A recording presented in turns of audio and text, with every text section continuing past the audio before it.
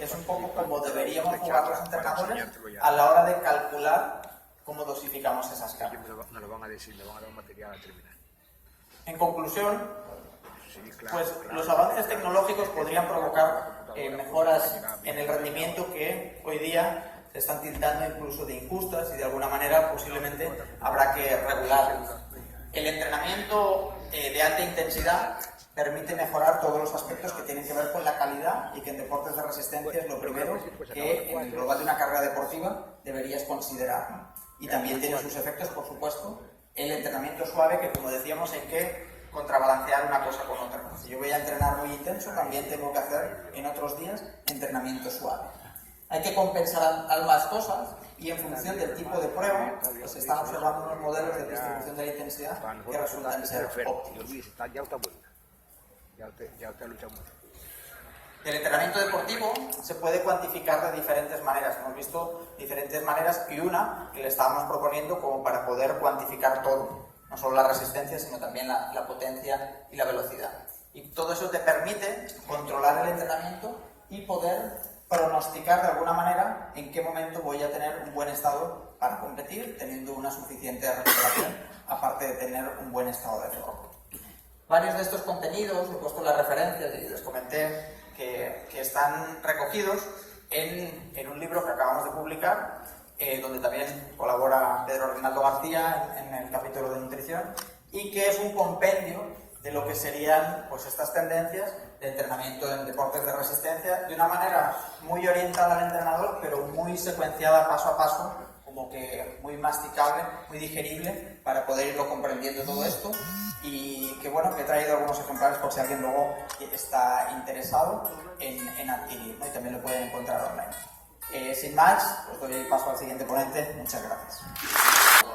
Fíjense que hemos estado viendo la parte de la preparación deportiva, qué tan importante el entrenamiento, capacidad de oxigenación, etcétera, etcétera, de los atletas de alto rendimiento y los atletas amateurs.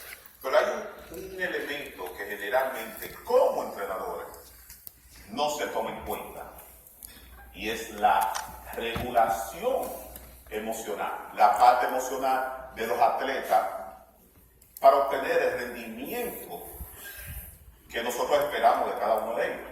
Entonces, tenemos que empezar, antes de entrar en materia, de la subcultura del entrenador y cómo, como entrenador, en el momento en que fueron atletas, entonces también se le manejó de esa manera. Y el hecho de que si el atleta no gana, no es exitoso.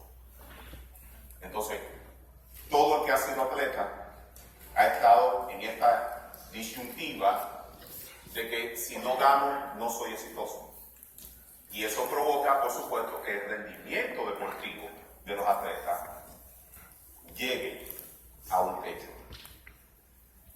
Entonces, en esa parte de la regulación emocional de los atletas y la ansiedad precompetitiva es que vamos a tocar el tema. La regulación no es más que inteligencia emocional. En el siglo XX,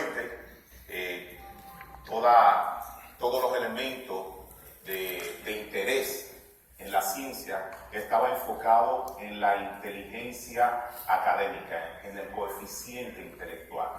Ahora, siglo XXI, avanzando, entonces se le está dando más cabida a lo que es la inteligencia emocional, aquellos aspectos de control de los atletas amateur, de los atletas de alto rendimiento, para poder tener los resultados que se esperan.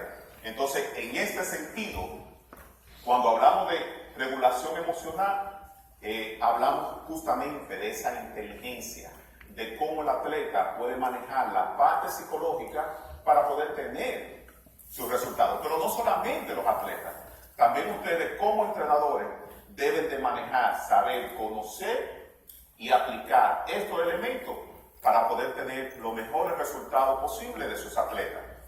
Cuando tenemos un entrenador que no es capaz de enseñarle a sus atletas a regular sus emociones, entonces tenemos un entrenador que en medio de un partido, un torneo, simplemente rompe. Y aquella creencia que aprendimos cuando éramos atletas, de que si yo le hablo fuerte al atleta, entonces él va a responder de manera positiva. Y eso lo va a motivar entonces a enfrentar la situación de juego. Pero en la mayoría de las veces, los atletas en estas situaciones, cuando tienen una dinámica con su entrenador de esta manera, lo que hacen simplemente se reduce, mentalmente se bloquean y no hay nadie que lo pueda sacar en ese momento de ahí. Esto ahora mismo, por ejemplo, las Grandes Ligas está prefiriendo jugadores que sean emocionalmente más inteligentes y menos capacidad atlética. En la NBA, en el tiempo muerto ahora de la NBA, se reguló para que un psicólogo deportivo sea parte del staff de los entrenadores de cada equipo, y obligatoriamente debe de tener un psicólogo deportivo ahí. En nuestro país, por supuesto, hablar del psicólogo es hablar de que el atleta está loco y tiene que ir al psicólogo, y el psicólogo lo va a arreglar porque está loco, ¿ok? Entonces fíjense cómo esa subcultura afecta enormemente el rendimiento de un atleta, y esa subcultura está haciendo, por supuesto, que la vida como atleta entonces se reduzca en el tiempo y en la capacidad y no pueda alcanzar el nivel que debería de alcanzar. Entonces aquí se dan unos procesos sumamente interesantes en esta parte de la regulación emocional. Regular, señores, regular. Si tomamos un control de un aire acondicionado, regulamos la temperatura para sentirnos cómodos en el ambiente. Entonces, esa misma regulación es lo que tenemos que hacer para poder tener los mejores resultados dentro de los partidos, dentro de las prácticas, porque hay unos elementos que se dan que vamos a ver más adelante.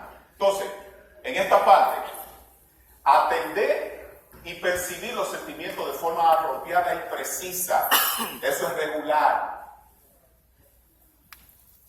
Un atleta que está frente a una situación de competición que de hecho ya es importante para ese atleta y no es capaz de regular, es un atleta que se va a bloquear.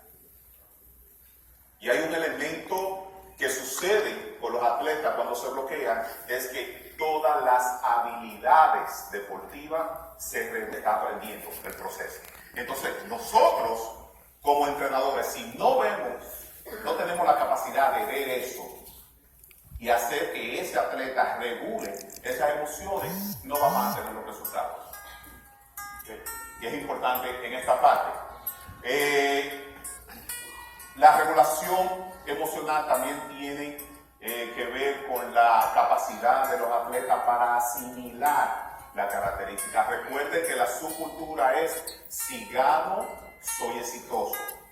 Si obtengo medallas, soy exitoso. Por eso los niveles de ansiedad y estrés se disparan previo a las competencias de los atletas. Muy previo. En esta parte de aquí existen dos estrategias principales con las cuales nosotros podemos utilizar para regular las emociones de los atletas. La primera es la reevaluación cognitiva. Reevaluación cognitiva. Los atletas deben de aprender a reevaluar la parte cognitiva. ¿Qué están sintiendo? ¿Por qué lo están sintiendo? ¿Cuáles son las características fisiológicas que